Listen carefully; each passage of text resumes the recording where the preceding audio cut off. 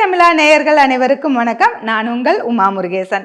இன்னைக்கு நம்ம என்ன செய்ய போறோம் அப்படின்னு பார்த்தீங்கன்னா, ரொம்ப பயனுள்ள வீடியோன்னு சொல்லலாங்க. அது என்ன அப்படின்னு பார்த்தீங்கன்னா, நம்மளுடைய பற்களை ஈறுகளை பாதுகாக்கிறதுக்காக நம்ம வீட்டில் இருக்கக்கூடிய பொருட்களை வச்சு சில மூலிகை பொருட்களும் வச்சு ஒரு ஈஸியான ஒரு பல்பொடி, இயற்கையான ஒரு பல்பொடி செய்ய போகிறோங்க. எதுக்காக இந்த பல்பொடின்னா, இப்போ எல்லோருமே பேஸ்ட்டு போட்டுன்னு தான் நம்ம பல்லு விளக்குறோம். குழந்தையிலேருந்து இப்போ பேஸ்ட்டுன்னு போடுறதுனால அந்த பற்கள் சீக்கிரமாக சொத்தையாயிடுது. அது மட்டும் இல்லை, ஈறுகள் வீக் ஆயிடுது, ஈறுகள் பலவீனமாயிடுது, வீக்கம் வந்துடுது, அதில் ரத்த கசிவு வருது, இந்த மாதிரிலாம் நிறைய பிரச்சனை வருது. ஆனால் பல்லில் சொத்தை வந்தால் கூட டாக்டர்கிட்ட போனால் பல்லை க்ளீன் பண்ணி அடைச்சிட்டு அதுக்கு கேப் போட்டு விடுறாங்க. இப்போ அந்த டெக்னாலஜி இருக்குது. ஆனால் ஈறு வீக்கம், ஈர் டேமேஜ் ஆயிடுச்சு அப்படின்னு சொன்னால் அதுக்கு வேறு வழியே கிடையாது, பற்களை எடுத்தாகணும் அப்படின்னு தான் சொல்லுவாங்க. அதுக்காக அந்த ஈறுகளை பலப்படுத்தவும் நம்ம இந்த இயற்கை பல்பொடி எப்படி செய்யறோம், இதில் என்னோட அனுபவம் என்ன அப்படிங்கிறது ஃபுல் அண்ட் ஃபுல்லாக இந்த வீடியோவில் சொல்லியிருக்கேன். வீடியோவை கடைசி வரைக்கும் பாருங்க. வாங்க வீடியோக்குள்ள போகலாம். 40க்கும் மேற்பட்ட மசாலா வகைகள், ஊறுகாய் வகைகள், வத்தல் வகைகள் அனைத்தும் வீட்டு முறையில் தரமாகவும் சுவையாகவும் தயாரித்து நான் கொடுத்துட்டு இருக்கிறேன். இது உலக நாடுகள் அனைத்துக்குமே நம்ம கொரியர் மூலமா அனுப்பி வச்சுட்டு இருக்கிறோம். இது தேவைப்படுறவங்க கீழே இருக்கிற வாட்ஸ்அப் நம்பருக்கு வாட்ஸ்அப் பண்ணுங்க. பற்பொடி செய்ய தேவையான பொருட்கள்: மஞ்சத்தூள் 3 டேபிள் ஸ்பூன், இந்து உப்பு 3 டேபிள் ஸ்பூன், 1 டேபிள் ஸ்பூன் பட்டை, 1 டேபிள் ஸ்பூன் கிராம்பு, 1 டேபிள் ஸ்பூன் மிளகு, 1 டேபிள் ஸ்பூன் சீரகம், 1 டேபிள் ஸ்பூன் சுக்கு பொடி, 3 டேபிள் ஸ்பூன் நெல்லி வற்றல் பொடி, 3 டேபிள் ஸ்பூன் கரிசலாங்கண்ணி பொடி, 3 டேபிள் ஸ்பூன் கீழா நெல்லி பொடி, 3 டேபிள் ஸ்பூன் தூதுவளை பொடி. இப்ப நம்ம எடுத்து வச்சிருக்கிறது நம்ம வீட்டுல இருக்கக்கூடியதுன்னு பாத்தீங்கன்னா மஞ்சள், பட்டை, கிராம்பு, சோம்பு, சுக்குப்பொடி, உப்பு, இதெல்லாம் நம்மகிட்ட இருக்குது. இதெல்லாம் ஈஸியாக எல்லா கடையிலையும் கிடைக்கக்கூடியதாங்க. நெல்லி வற்றல் பொடி, நெல்லிக்காய் பொடி, கரிசலாங்கண்ணி பொடி, தூதுவளை பொடி, இது எல்லாமே இருக்குது. ஃபஸ்ட்டு இந்த எல்லா எடுத்து வச்சிருக்கிற இன்க்ரீடியன்ஸ் எல்லாமே ட்ரையான மிக்ஸி ஜாரில் போட்டு அரைச்சிட்டு அது கூட இந்த பொடி ஐட்டங்களும் போட்டு அரைச்சி நம்ம எடுத்துக்கலாம். ஃபஸ்ட்டு நம்ம எடுத்து வச்சிருக்கிற கிராம்பு மிக்ஸி ஜாரில் சேர்த்துக்கலாம். மிளகு, பட்டை, சீரகம், சுக்கு தட்டி வச்சிருக்கோம், சுக்கு பொடி. இப்போ இதை சேர்த்து நம்ம ஒரு சுத்து அரைச்சிட்டு அதுக்கப்புறம் மீதி சேர்த்துக்கலாம்.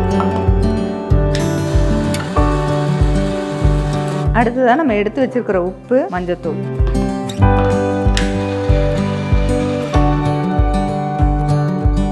அடுத்தது நெல்லிக்காய் பொடி, அடுத்தது கரிசலாங்கண்ணி பொடி, அடுத்தது தூதுவளை பொடி,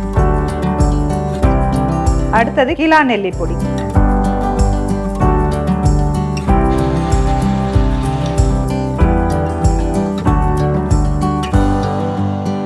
இந்த மாதிரி நம்ம மிக்ஸி ஜாரில் போட்டு நல்லா அரைச்சி எடுத்தாச்சு. இப்போ பல்பொடி ரெடி ஆயிடுச்சு. இதை ஒரு கண்ணாடி பாட்டில் அல்லது பிளாஸ்டிக் பாட்டில் எதில் வேணாலும் நம்ம ஸ்டோர் பண்ணி வச்சுக்கலாம். டெய்லி நம்ம பல்லு பேஸ்ட்டுக்கு பதிலாக இந்த பற்பொடியை கொஞ்சம் எடுத்து நம்ம விரலால் நல்லா தேய்ச்சி கொடுக்கலாம். ரொம்பவே நல்லா இருக்கும். இதை ஸ்டோர் பண்ணிக்கலாம்.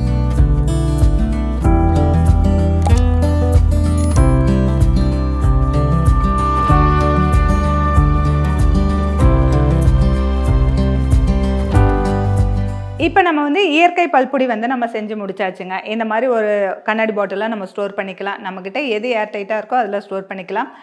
அதே மட்டும் இல்லை, இது வெளியே வச்சுக்கலாம். இது 3 months வரைக்குமே வச்சு பயன்படுத்தலாம். தண்ணி படாமல் நம்ம ஒரு ஸ்பூன் வச்சுட்டு டெய்லி நம்ம அரை ஸ்பூன் எடுத்து நம்ம கையில் போட்டு உள்ளங்கையில் போட்டு நம்ம இந்த விரலால் தாங்க பல் தேய்க்கணும். எப்பயுமே ப்ரஷ் வச்சு தேய்க்கவே கூடாது.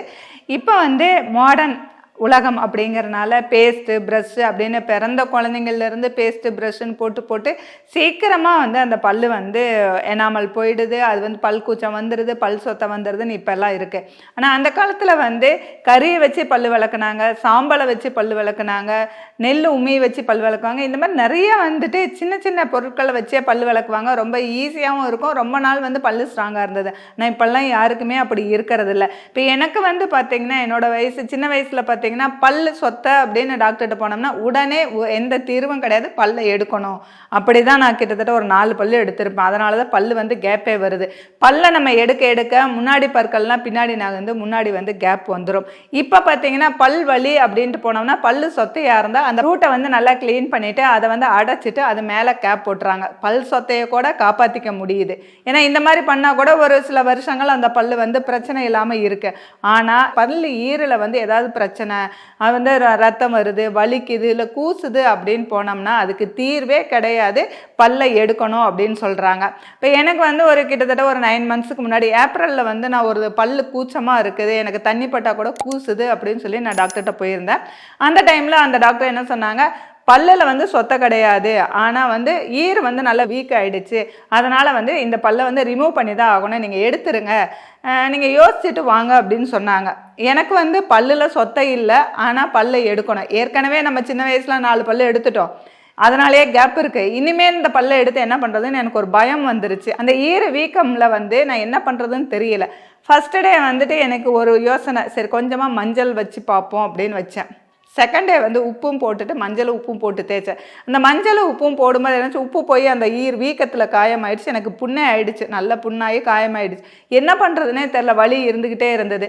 அப்போ என்ன பண்ணேன், டெய்லி நைட்டு படுக்கும்போது தேங்காய் எண்ணெயில் மஞ்சளை குழப்பிட்டு அதில் வச்சுட்டு பல்ல கடிச்சிட்டு படுத்துப்பேன். அது போல் 1 வீக் செய்யும்போது அந்த புண்ணெல்லாம் ஆறிச்சு, நல்லா இருந்தது. அப்புறம் தான் எனக்கு யோசனை, ஏன் இந்த வந்து நம்ம பல்பொடி வந்து யூஸ் பண்ணாமல் நம்ம வந்து பேஸ்ட்டு யூஸ் பண்ணுறோம், நம்மளே ஒரு பல்பொடி ரெடி பண்ணுவோம் அப்படின்னு சொல்லிட்டு திடீர்னு அன்றைக்கி காலையில் என்னென்ன இருக்குன்னு பார்த்து எடுத்து போட்டேன். இதை வந்து நம்ம சர்ச் பண்ணி பார்ப்போம், இப்போ தான் நம்மகிட்ட யூடியூப்பில் நிறைய பேர் சொல்கிறாங்க அப்படிங்கிறதுல நிறைய நானும் பார்த்தேன். அப்போ வந்து நிறைய பார்த்தாலும் நம்மக்கிட்ட என்ன பொருளாக இருக்குதோ அதை வச்சு ஒரு பல்பொடி மாதிரி ரெடி பண்ணி ஒரு 3 months வரைக்கும் யூஸ் பண்ணேன். எனக்கு படிப்படியாக தான் குறைஞ்சது. நீங்கள் இந்த பல்பொடி போட்டிங்கன்னா உடனே பல் கூச்சம் சரியாகும்னு கேட்டிங்களா, கிடையாதுங்க. ஒரு 3 months யூஸ் பண்ணும்போது தான் அதோட ரிசல்ட்டே தெரியுது. ஒரு 30 நாள் பண்ணும்போதே ஓரளவுக்கு நமக்கு ரிசல்ட். ஏன்னா தண்ணி குடிக்கும்போது இல்லை ஏதாவது படும்போது உடனே கூச்சமாக இருக்கும். அப்படி இருக்கும்போது அதை வந்து படிப்படியாக எனக்கு குறைஞ்சிட்டே வந்தது. அந்த குறைஞ்சிட்டே வந்ததுனால நான் திரும்ப ஃபஸ்ட் டைம் வந்து பல்பொடி வீட்டில் கொஞ்சமாக செஞ்சு நான் யூஸ் பண்ணிவிட்டு திரும்ப மறுபடியும் அதை வந்து ரெடி பண்ண ஆரம்பித்தேன். அப்புறம் வந்து அந்த மூலிகை பொடியெல்லாம் சேர்த்து இந்த மாதிரி ரெடி பண்ணி வச்சுருக்கேன். இப்போ கிட்டத்தட்ட 9 months ஆச்சு. எனக்கு 6 monthsக்கு அப்புறம் தான் வந்துட்டு இந்த பக்கம் பல்லு வந்து எந்த பக்கம் கூச்சம் அதிகமாக இருந்ததோ அந்த பக்கத்தில் வந்து நம்மளால் மென்று சாப்பிட முடிஞ்சுது. அது வரைக்குமே என்ன ஒரே பக்கம் தான் மெல்ல முடியும். இதில் கொஞ்சம் பயமாகவே இருக்கும், பட்டுதுன்னா கூசும், வலிக்கும், என்ன பண்ணுறது அப்படின்ட்டு ஒரு பொறுமையாகவே இருந்தேன். ஒரு 6 monthsக்கு அப்புறம் இப்போ வந்து இந்த பக்கம் எந்த பக்கம் வந்து பல்லு வலி இருந்தது, கூச்சம் இருந்ததோ அதே பக்கத்தில் நம்ம மென்று சாப்பிட்ற அளவுக்கு ரெடியாக இருக்குது. அதனால தான் வந்து நான் இந்த வீடியோவே நான் போடுறேன். ஏன்னா எல்லோருக்குமே வந்து ஒரு 50 வயசுக்கு மேலே இருக்கவங்களுக்கு ஏதாவது ஒரு பல்லு பிரச்சனை இருந்துக்கிட்டே தான் இருக்குது. எதனால் முக்கிய காரணம்னா பேஸ்ட்டு யூஸ் பண்ணக்கூடாது, ப்ரஷ்ஷுக்கு யூஸ் பண்ணக்கூடாது.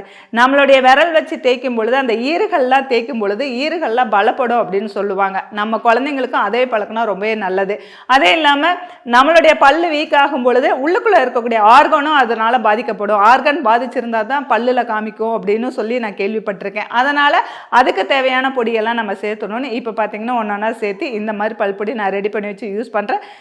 ஈறு வீக்கம் பல்லை வந்து எடுக்கணும்னு சொன்னால் நீங்கள் முதல்ல பொறுமையாக நம்ம பல்லை எப்படி காப்பாற்றணும்னு கொஞ்சம் கொஞ்சமாக ட்ரை பண்ணி இந்த மாதிரி நீங்கள் யூஸ் பண்ணி பார்த்தீங்கன்னா கண்டிப்பாக பல் வந்து கிட்டத்தட்ட இன்னும் கொஞ்சம் நாளைக்கு நம்ம தள்ளி போடலாம், இல்லை இப்போயே பல் எடுக்கணுமா அப்படின்னு ஒரு பயம்தான்.